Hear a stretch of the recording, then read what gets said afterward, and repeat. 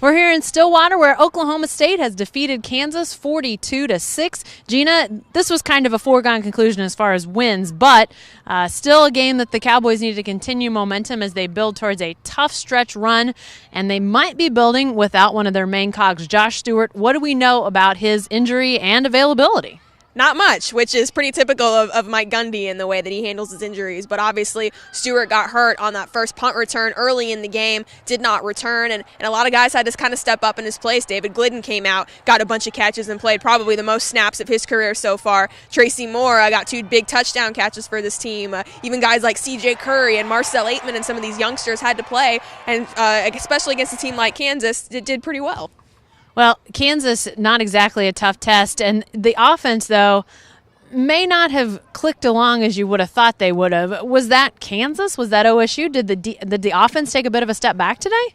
I think, productivity-wise for sure, but also this was a pretty vanilla attack that the Cowboys put out there today, especially once Justin Gilbert takes the opening kickoff 100 yards for a score. A Kevin Peterson interception sets up that second touchdown, and they're up by 21 points before you know it. So kind of dialed it back. Even Mike Gundy and Mike Yurcich admitted it, but still, this was an offense that kind of started to get going. The running game got going at Iowa State. Passing game got going against Texas Tech. So, on the scoreboard, certainly didn't look great. They punted the ball a lot of times today, but again, it was like it's hard to judge this performance just based on the opponent that was on the field today.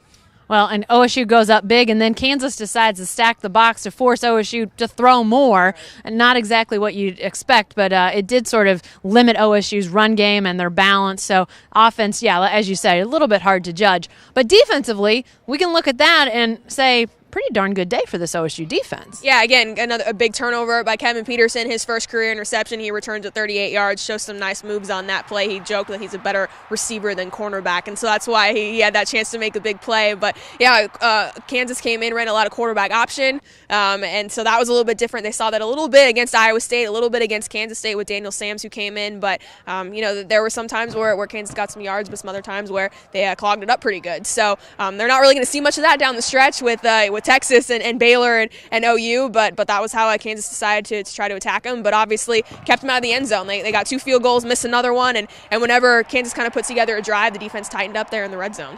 Well, and Kansas only 5 of 20 on third down, so they did well when they needed to get off the field, when they needed to keep Kansas out of the end zone. They did that. Lastly, Gina, let's talk about the stretch run that I alluded to earlier, which everybody's been pointing towards since before the season began, but now even more so because Baylor's even more of a force than we thought.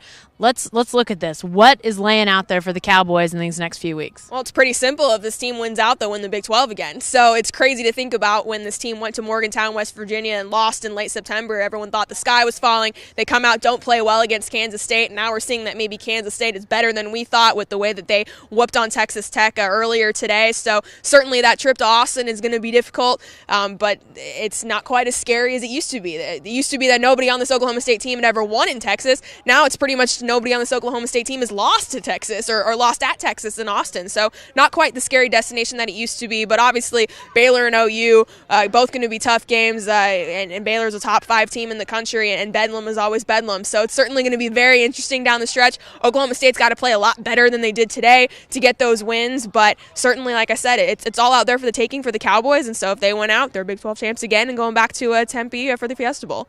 Remember, they lose to Texas here a year ago on a controversial call. Desmond Rowland, the running back, asked about Texas after the game. As a Texas native, he said, hate them. It's going to be a fun week. Bulletin board material already. It's going to be fun. Hey, be sure to stay with the best coverage team anywhere at newsok.com and every day in the Oklahoman.